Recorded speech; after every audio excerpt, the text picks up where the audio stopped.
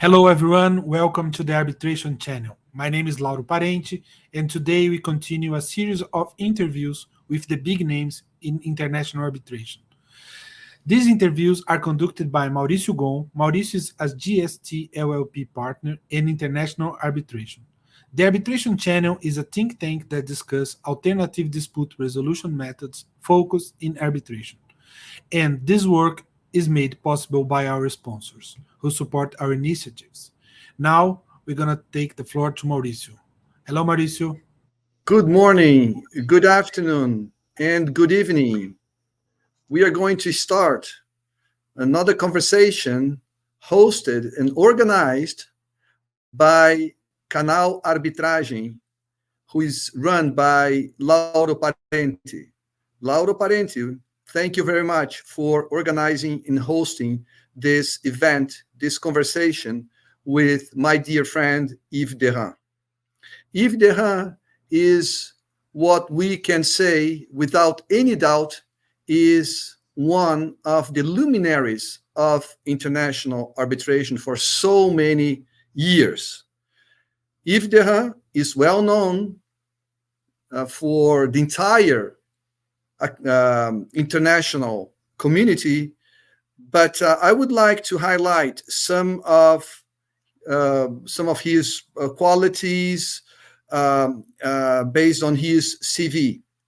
Yves Derains is a founding partner of Derains Garavi, and he is ranked in many top international arbitration vehicles, such as the Chambers, and this year he is ranked as thought leader global elite by Who is Who Legal. Yves Derains, he led the review of the ICC rules of arbitration adopted in 1998 and participated in the review of new rules in force of January 2012, and of course, the latest one, 2021. He is the co-author of many publications devoted to international arbitration, and he is the co-author of the seminal test on the application interpretation of the ICC rules of arbitration. He's a quite experienced arbitrator and counsel. I have the pleasure, honor, and personal satisfaction to have this informal conversation and chat with Yves Derains on issues regarding arbitration, international arbitration, and investment state arbitration. So, Yves, thank you very much for your time, for us to discuss a little bit of arbitration today. If I may, let's start from the who, why, where, and when. So if I may, how, when, where, and why did you start your career in international arbitration? Well, first, thank you, Maurício, to invite me to discuss arbitration. As you know, that's one of my favorite themes, and to discuss with you is really interesting due to your experience and your interest in this matter. Why? Well, as many things, it's a result of hazard. In fact, I was in my post-graduation, I have chosen comparative law. And this specific year, the theme chosen by a great French comparatist, Professor René David, has chosen as a theme arbitration in comparative law. I didn't know anything about arbitration, but I was fascinated. Then I had to leave the university to do my military service, which was still mandatory in France at the time. And I did that in Tunis. And in Tunis, in the small library of the University of Law, I found the thesis of Philippe Fouchard on commercial arbitration. And I took it from the library and kept it 1 year and read it and read it and read it. And when I came back to Paris, I decided that I wanted to work in arbitration. It was a very different time. Few people were interested in arbitration. I went to the ICC. I asked whether they had a job. And I had a discussion with the then Secretary General of the ICC Court of Arbitration, Frédéric Eisemann, who was looking for somebody. And we had a 1 hour discussion, and I was recruited just like that.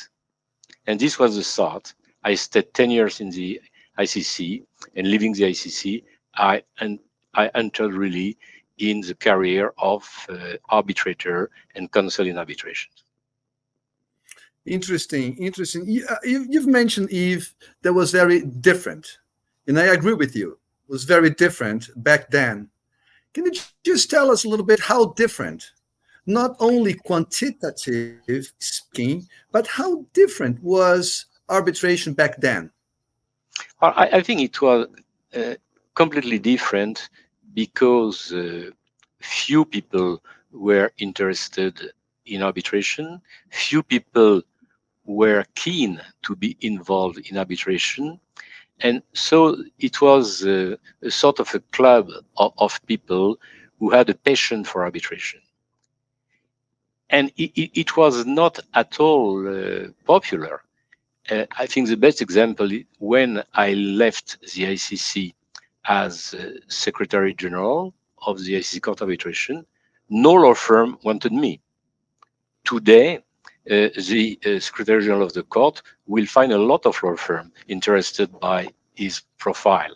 No, it was not possible. And that's the reason why I, with a friend, Paul Gélinas, we just start up our office, but not because we really wanted to do it, because nobody wanted me.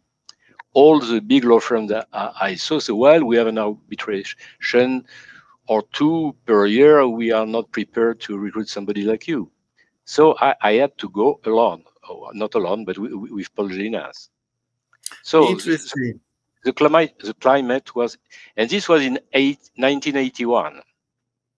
Mm-hmm. It was completely different. Yeah, 40 years ago. Exactly.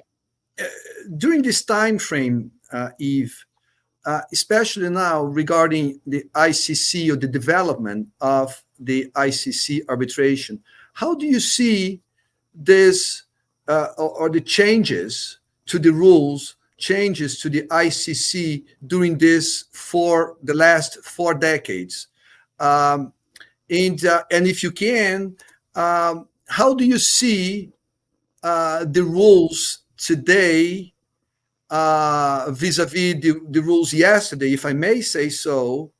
And is this a sort of an answer to the users? Is it an answer to what's happening in the world of arbitration? So how can you define where we stand today, especially on the ICC arbitration? Well, I think, yes, it is. The evolution is an answer to the needs of the users. The rules are more detailed. They are controlling more carefully the work of the arbitrators. There is a certain pressure on the arbitrators to try to make them work rapidly, to have more dedication. There is also, I would say, more knowledge of the procedural issues by arbitrators and by the institution than at the time. And now there is, I think, let's say, a global international arbitration procedure which is applied with some nuances, differences, but in general terms, more or less everywhere, which was not the case when I started. If you had, in this period, if you had a case between, let's say, a French company and a German company, you would have no disclosure of documents, nothing like that. It was the civil procedural law type which was applied. Now we are not in this situation. We have really a global system which can be criticized for many reasons, but which is completely different and which have also some advantages. Yeah, this is interesting, Yves. And I can see in your CV that you were the co-chairman of the ICC working group on the reduction of costs and time in international arbitration. So this, to me, is a topic that was, has been, is, and will be a hot topic, especially for the arbitral institutions, how to reduce time and costs for the users of arbitration. How can we cope, or how can we set up this intention, this goal of reduction costs and specifically time, with some concerns regarding due process in arbitration? Yes, I think that's a big challenge for what I call the arbitration community. I personally think that one of the problems of this global arbitration procedure that I have just referred to is that at some time in the 80s, there has been a trend to try to create a new type of procedure, which would be a sort of a syncretism between the common law tradition and the civil law tradition. And this did not work correctly, because instead of being a syncretism, it was more a duplication of both procedures. If you look at the typical arbitration procedure which is followed now internationally, you have first an exchange of memorials with all the available evidence. This is typical civil law. Then you have a period of disclosure of documents. Then you have again, let's say in the straightforward cases, you have a new exchange of memorials with all documentation available. Then you have a rather long hearing, post-hearing brief. So you have both aspects at the same time. And the hearing is typical common law and not civil law. And the problem is not just this duplication, it is also that from the beginning until the end, each party is telling a story. And this story is the same, it is developed slowly, but how does that start? You have a man, let's say the president of a company, of the general counsel of a company, go to see a lawyer, tells the story to the lawyer writes the story in a memorial. On the other side, they do exactly the same thing. You have various witness statements, which are, again, the same story, but in small parts. That's a sort of a declination of the story. Then during the hearing, the witnesses repeat the same thing. And one of the causes, I think, among all this, of the cost and time of the arbitration is that there is no focus on the important issue to be resolved. Most lawyers in international arbitration are not using documents or witnesses to prove discussed issues, but just to support their story. And they cover everything without knowing whether it is important or not. And I think that's here that something should be done. What I am suggesting, with some success, but not such a big success, is that at some point, the arbitrators and the party have a discussion about what is the case, what are the issues to be resolved, but not as it was done in the past in the terms of reference, where you had a list of issues to be resolved. Now you don't have it, or when you have it, they are completely artificial. Was the termination justified, or things like that, which doesn't help at all. I think what should be done is that the arbitrators tell the party, well, that's the way I see your case, without saying what they think of the solution, but these are the problems. Do you agree? And the party should say, well, we agree, we don't agree, because the arbitrators may be wrong. And then it is possible to focus on the real issue, and you will limit the number of witnesses, the number of production of documents submitted. For instance, why to let's say in a construction case, what would you submit all the documents of the works if you have just 3 or 4 aspects of the works to be discussed? But now you have 1,000 pages which are submitted that nobody reads. So I think this is the way to approach the thing, but it is difficult because first, parties are afraid that the arbitrators may prejudge the case. And another aspect is that it obliges the arbitrators to work very early on the case, and they don't do that right now.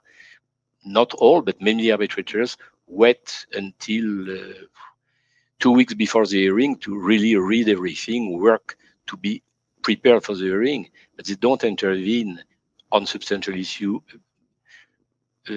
first. So I think it is in that direction, but there is a lot of reflection to be done, because the existing system is working. It's costly, it's very long. It should not be just destroyed because some people have new ideas. But I think these new ideas has to be really considered and implement and probably worked. Interesting. Yes, your reflections are your inputs, insights. They are very important. And I took some notes here, Yves, when you were speaking. So it creates some sort of a couple of follow-up questions on this. For example, when we see today, the world of international arbitration is not just, as you said, sort of a gentleman's club. It is, so there are many new players coming from all over the world, different jurisdictions, different systems of law, different ways people learn how to be a lawyer. And they are bringing to the international arbitration some, I would say, some flavors, some different flavors, some habits, some ways of doing things under their own domestic litigation or even domestic arbitration. So this is something that adds a little bit the challenge for the arbitrator or the arbitral tribunal, with this amalgama of different players in terms of knowledge, experience, apart from cultural and different legal system. So we can see, for example, in terms of time, red fern schedule. So I've seen recently huge red fern schedule, which takes, so, and then, as you said, so they are just jotting down many requests and documents, etc. So let me ask, if I may, 2 questions on this. You can add whatever comment you want on these issues, but you've mentioned common law and civil law. Today, we tend to say that there is no more thing of common law or civil law, but an experienced or unexperienced counsel, or experienced and unexperienced arbitrator. But yet, I can see with those comments I've just made, that arbitrators and counsel, they are bringing consciously or unconsciously what they are used to. So do you see a sort of a denominator for a good international arbitration, where the arbitrator can see, I can see people are coming from different jurisdictions, so let me try to use some sort of common ground. Of course, we have those IBA guidelines and rules, etc. But how do you, when you set up, for example, a status conference, you set up a hearing or a pre-hearing, or in the middle of the case, a meeting to discuss, or sort of to, as we say, presentation of case, to define exactly what the issues are. With this, when the players are so different, or not only the players are different, but the experience is different too.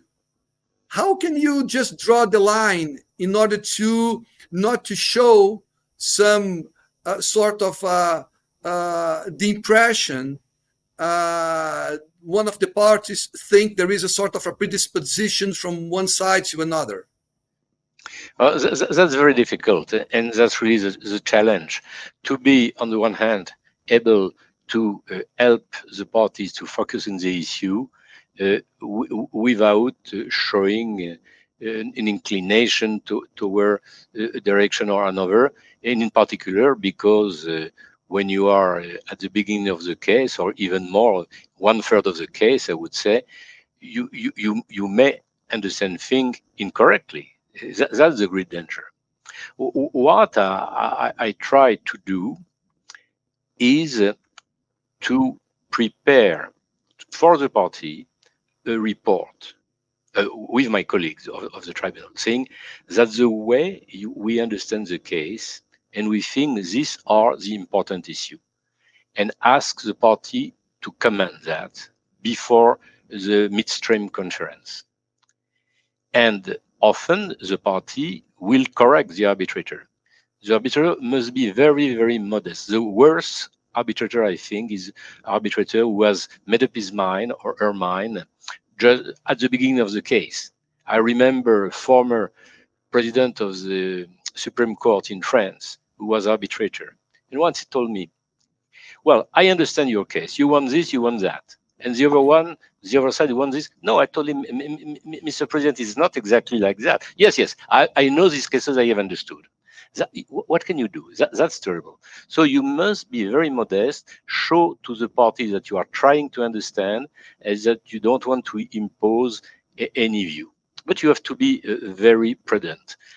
I think you should never mention what could be a solution, just indicated what are the problems that you see, and then let the parties deduct what they have to do to resolve these problems. But as you said also rightly, it's not just a problem of the jurisdiction each party or each counsel, I would say more, come from, but the level of experience. Because people with experience in international arbitration, they are able to adapt to the specificities of each case. People who have experience just in their own jurisdiction, it would be very difficult for them. And here I think the arbitrators have the responsibility to explain them what are the rules. Let's take the example of the witnesses. In the common law tradition, anybody may be a witness, even the party may be a witness. In many civil law countries, this is just impossible.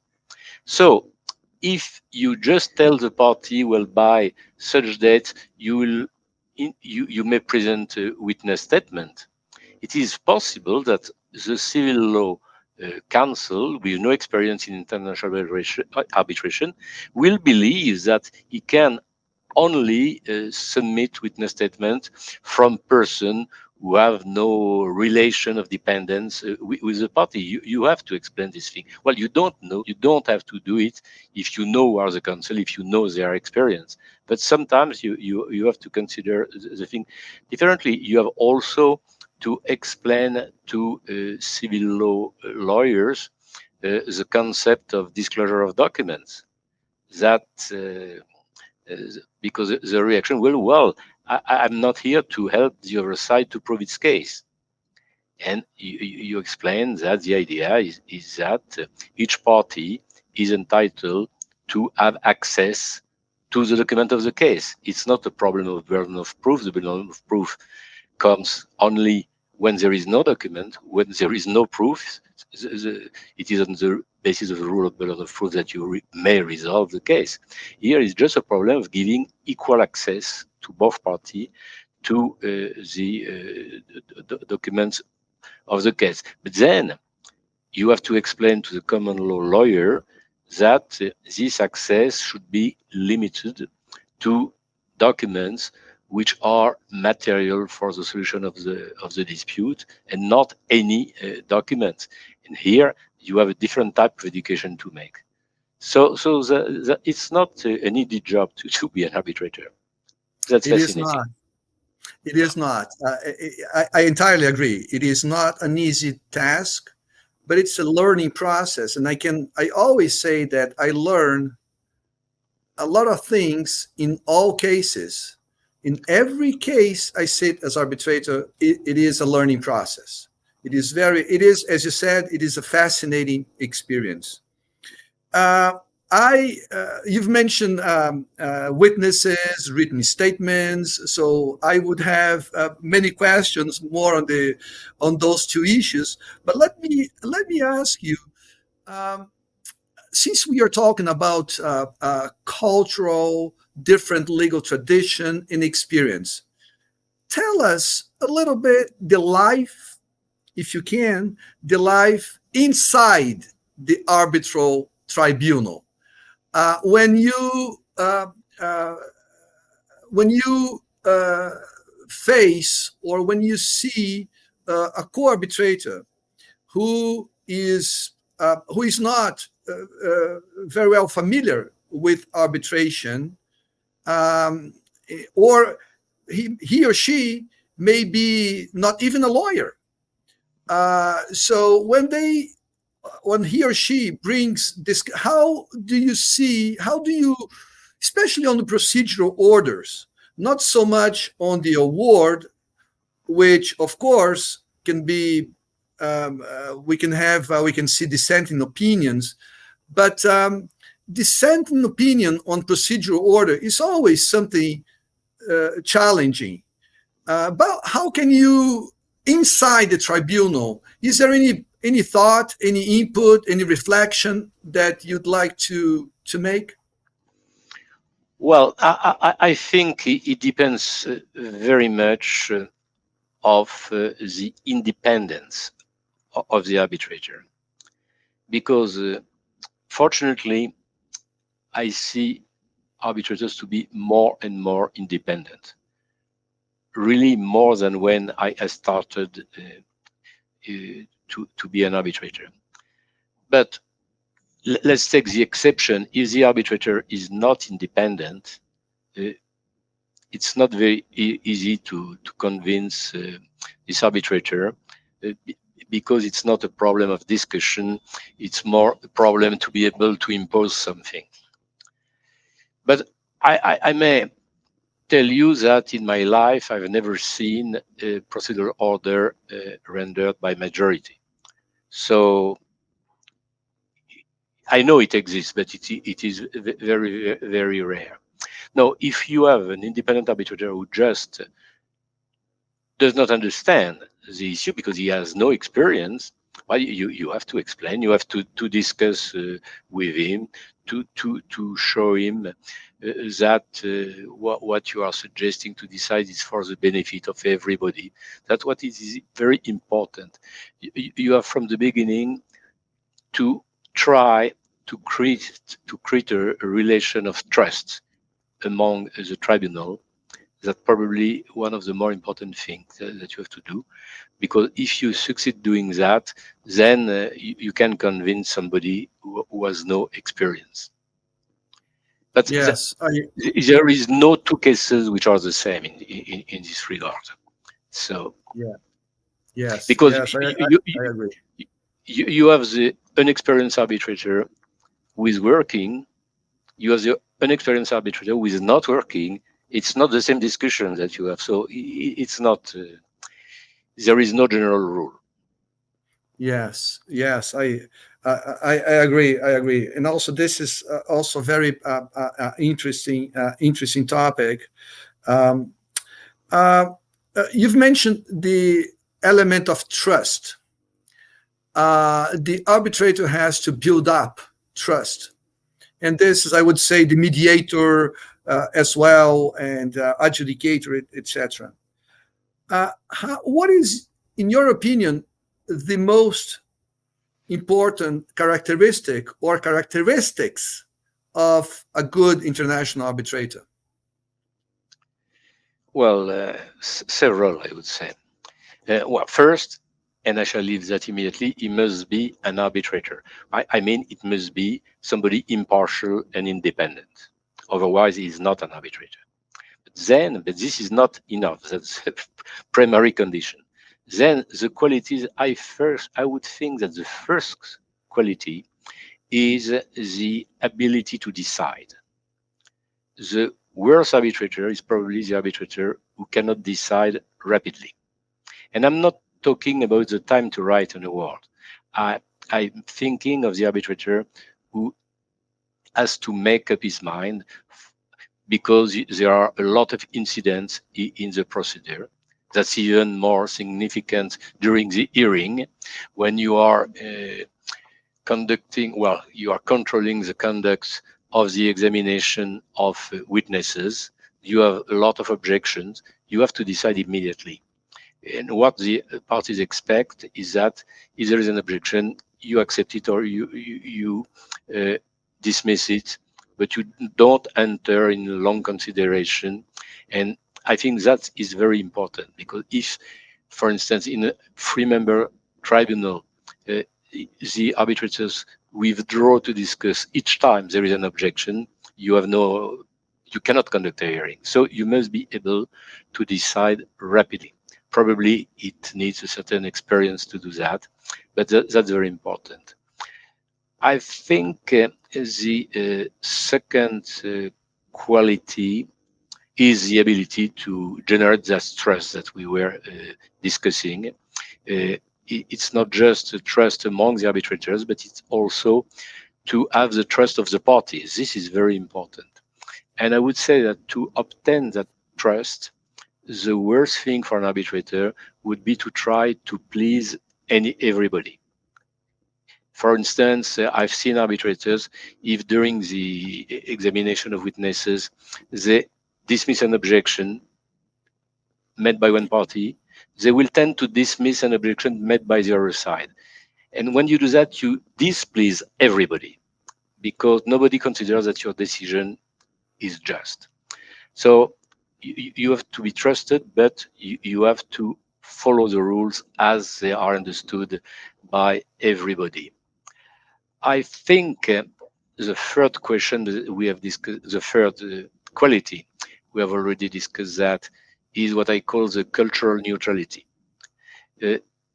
You must try, because it's not so easy, but you must try to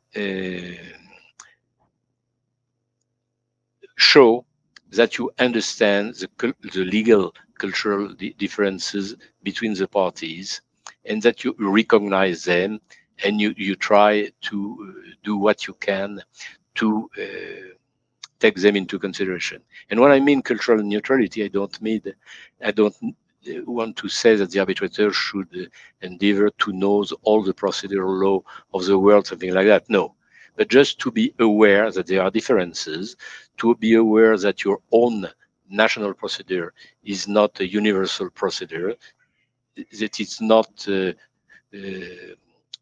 just natural law, as for instance did this English arbitrator, Lord Asquith of, I don't remember his name exactly, but in the 50s, he said that the contract was governed, I think, by Saudi law, but he said, well, Saudi law have not been proved, so we will apply English law because it is equal to natural law. I think this is an extreme, will not exist today. But that's very important. It is even maybe more dangerous, this approach, when you are in your own legal tradition. Many civil law arbitrators, for instance, the French arbitrators will think that, well, all the civil laws are more or less as French law. Obviously, it's not the case. So you have to be aware that differences exist, not to follow what you have in your bag and baggages. That's important. Another important quality is to be a correct administrator. I think you should be able to administer a case.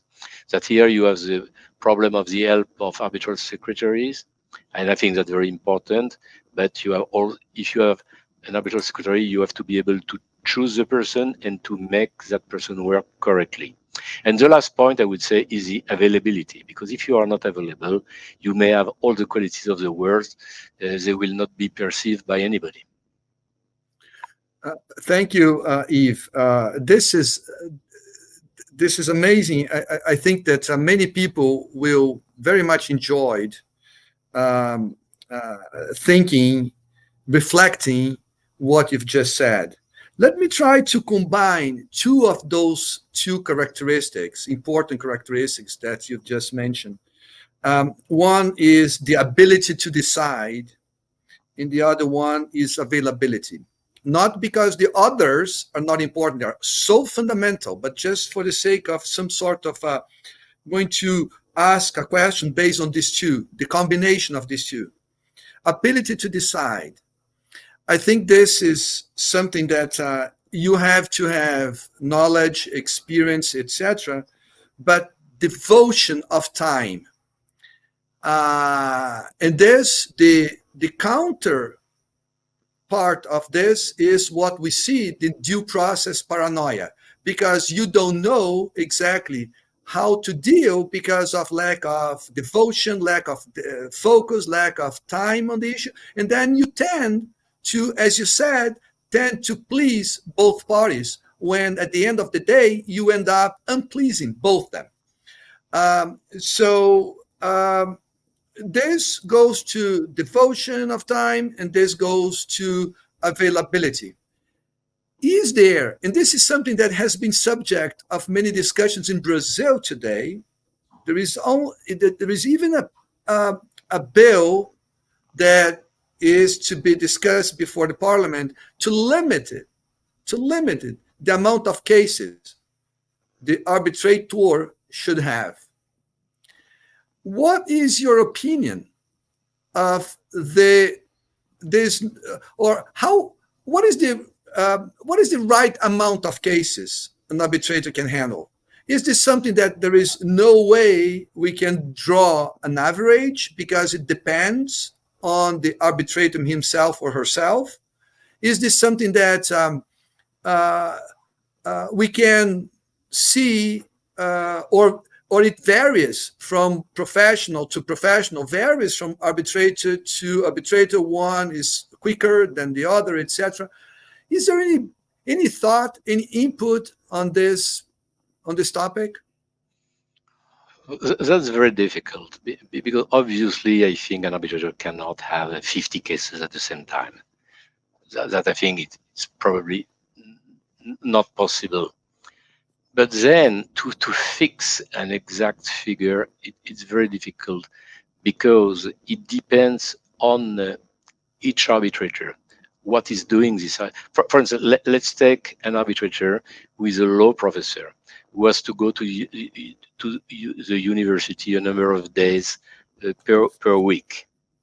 It's obviously he cannot take as many arbitration as somebody who is just doing arbitration. So you have to see what is the activity of the person, That's one aspect. You have also the organization of each person.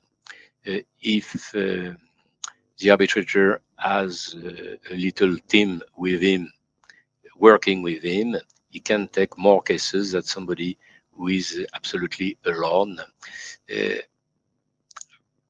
I think that what the ICC is doing presently, asking the arbitrators what are the days where they cannot work on the case, I think it's a good approach, because it depends on so many things. Another difficulty is also that when you accept an arbitration, you never know when you will have to work. Often you are approached by a party, will you accept to be an arbitrator? You say yes, and you don't hear anything before 4 or 5 months. So if you say, well, I cannot accept because I have no time, it is possible that you will have time when the case arrives. So I think it's more being. I think if you cannot trust the arbitrator to say whether he has availability or not, you cannot trust that person for many, many things. Okay, thank you. Let me change gears now, Yves, to publication of awards. Investment in state arbitration, we see a jurisprudence, a case law, because all awards are become public. And of course, this trend end up reaching the international commercial arbitration that we see today. How do you see the publication of awards as a whole, especially in the international commercial setting, because it's different from the public involvement in investment in state arbitration? How does this notion of publication coexist with the right to privacy and confidentiality the parties seek when they go to arbitration? Well, what is important first is to note that since the ICC has launched this idea of publishing awards with the parties' consent, I mean the parties may opt out the system of publication, about 50% have refused the publication. So it's not so bad, I would say. Half of the party see no problem with that.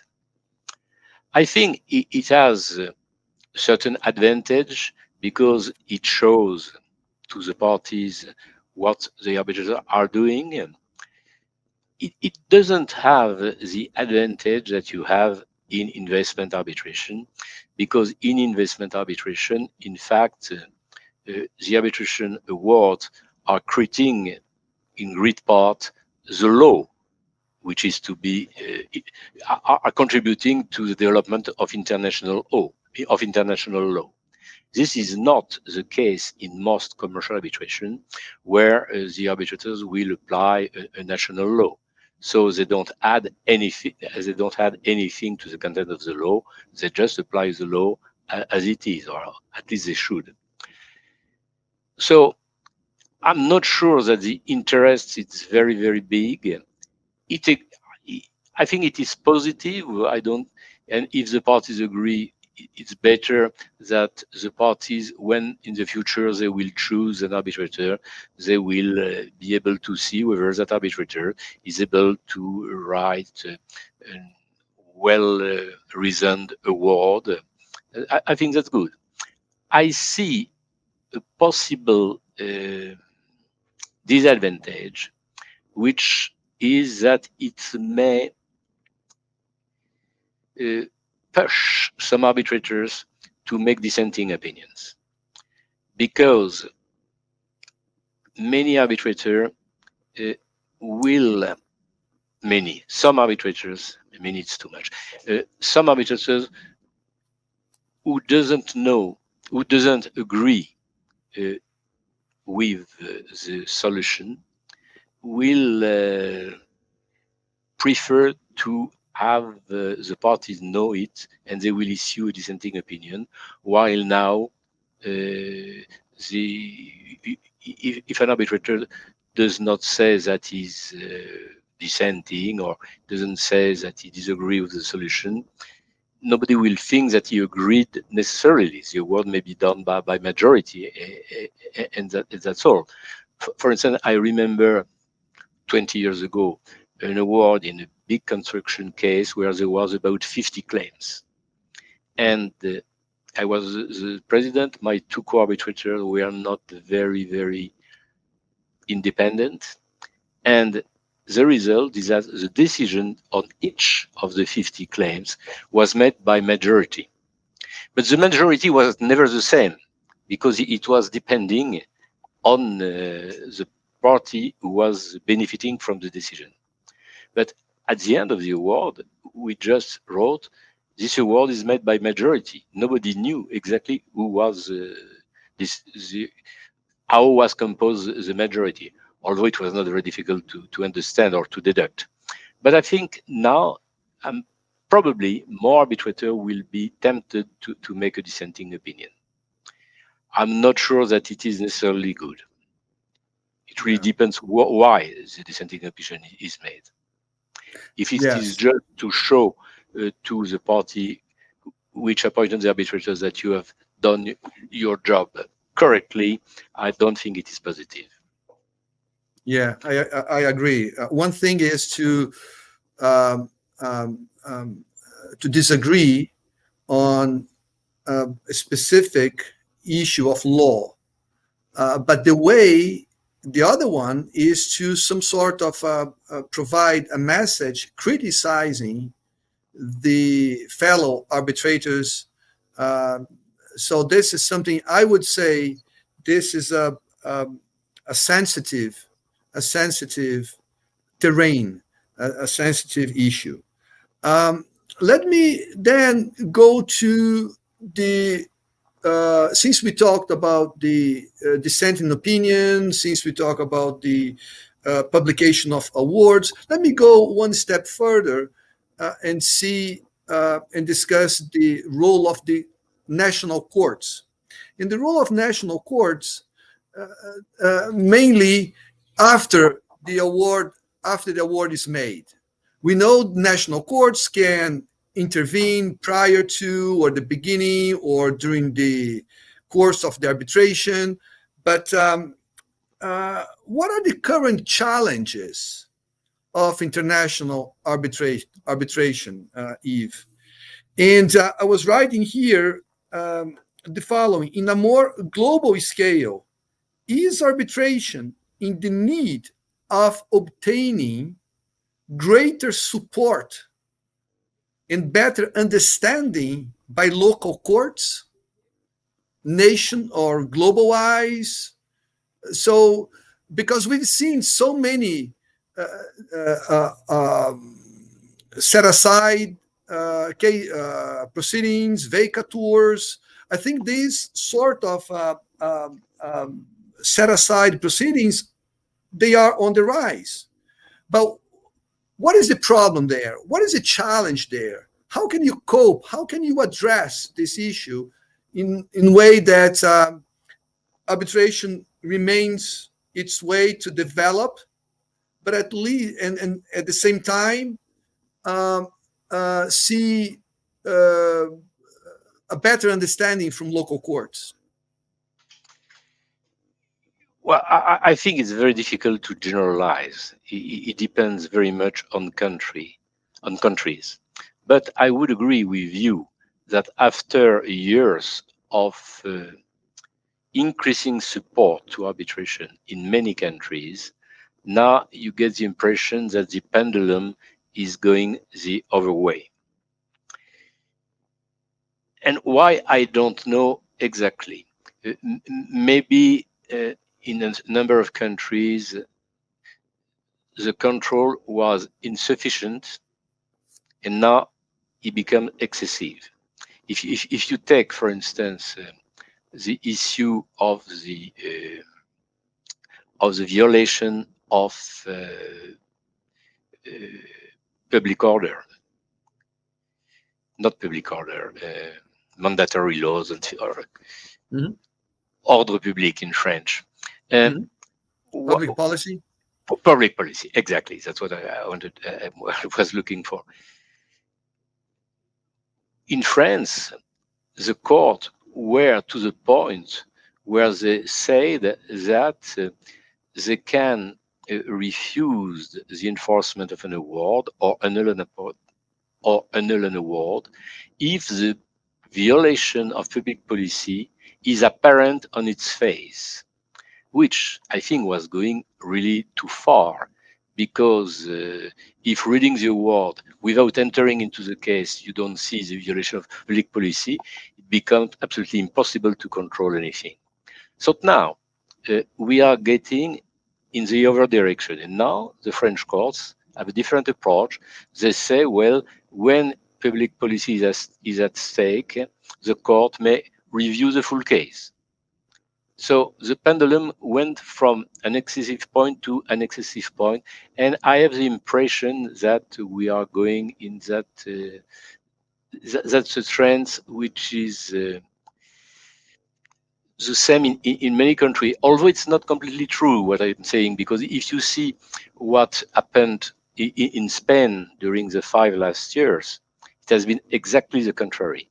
You have been an excessive control of public policy, and now it's become more reasonable. So I would hesitate to generalize. What I think is that there is a continuous need for the arbitral institution, for the arbitrators to maintain contacts with the judges and to discuss arbitration with them, so that they really understand what it is, and that they don't think, as some of them do, that that's arrangement between the parties or things like that. Yeah. This reminds me when I started my studies and my practice in international arbitration more than approximately 20 years ago, or even more. My U.S. friends, they tend to say, "Oh, Latin America, as a whole, is Latin American countries, as far as arbitration is concerned, is the same." And we see today countries in Latin America, they have different developments, different approaches from the court. So we cannot say, well, this is a trend in Latin America, this is a trend in that region, etc., because countries, they have developed arbitration, domestic arbitration, international arbitration, in a way that makes more sense for that particular jurisdiction. So I agree with you that this is something that we have to review case by case, or court by court, or country by country in a better way. You've mentioned public policy, and this takes me to a more general, very general question regarding New York Convention. And my question now, Yves, is something like this. Imagine that New York Convention can be amended easily, which is absolutely untrue.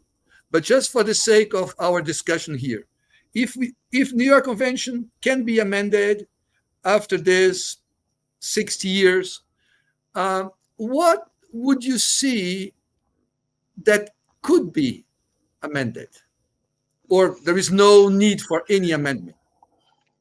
I think one of the amendments which should be done is Article 5.1e, okay, which if I'm not wrong, if I remember correctly, says that the award may be set aside if it has been set aside in the country where it was done, without considering the reasons why it was set aside in the country what it was done, because we have seen many abuse of that.